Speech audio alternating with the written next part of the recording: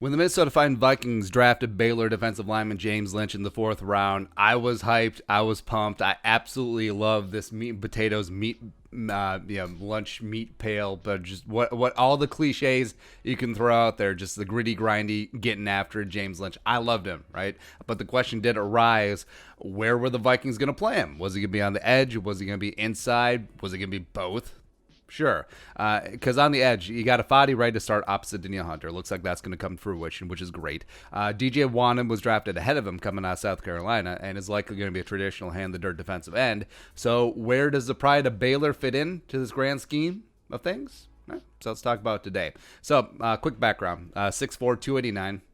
And as you can see, short arms for an edge rusher, 31 and 7/8. That 7 inch is important, by the way. No big deal. But 7th overall percentile for edge rushers. So, we're not a metric snob, but, despite his deficiencies, quote unquote, unanimous All-American Big 12 Defensive Player of the Year, 41 tackles, 19.5 tackles for loss, 13.5 sacks in Waco. No big deal, right? So when he was drafted, all the pundits say, he doesn't have the length, he doesn't have the burst or the quickness to be a consistent edge rusher in the NFL, and maybe so, but also maybe not. But everyone and their mother projected him to kick inside in the NFL, and I think that could be an element of his game, especially early on. He did play 722 defensive snaps last year for the Bears. 562 were wide outside edge rusher. 139 of the snaps were in the B gap as a 3-tech. 136 of them were as a 5-tech squared up on the tackle, as well as 16 snaps in the A gap as a de facto nose tackle. So he has experience playing inside. 33.8% of his snaps, in fact, last year were on the inside, so he's not a neophyte there.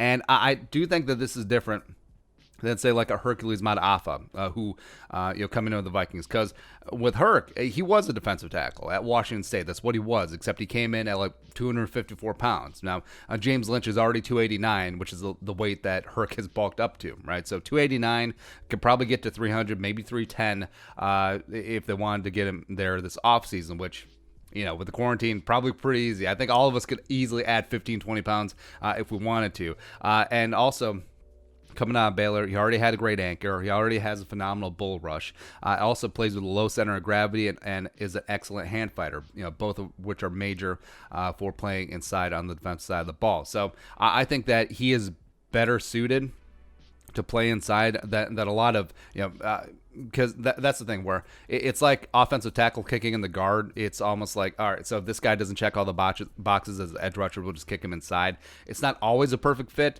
but Lynch does have the attributes and the skill set to be able to do that and be able to do that, have success quickly. Now, I do think that his perfect role in the NFL probably would be a 5-tech, square up on the tackle, a defensive end in a 3-4 scheme.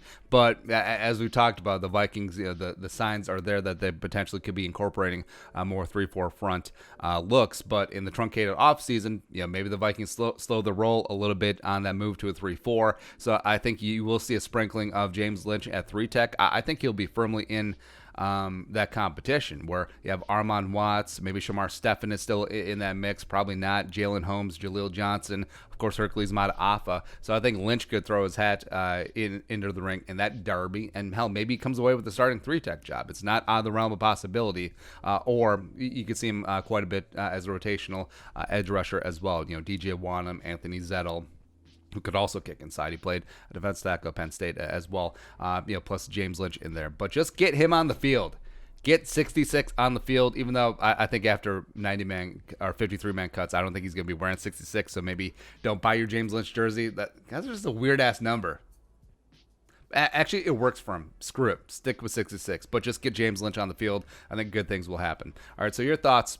James Lynch's role as a rookie for the Vikings. Let us know in the comments section below. Subscribe for daily Vikings takes. You want to support the work, pull us on the Venmo. Plus give us a follow on social media as well. But until next time. Skull, production value.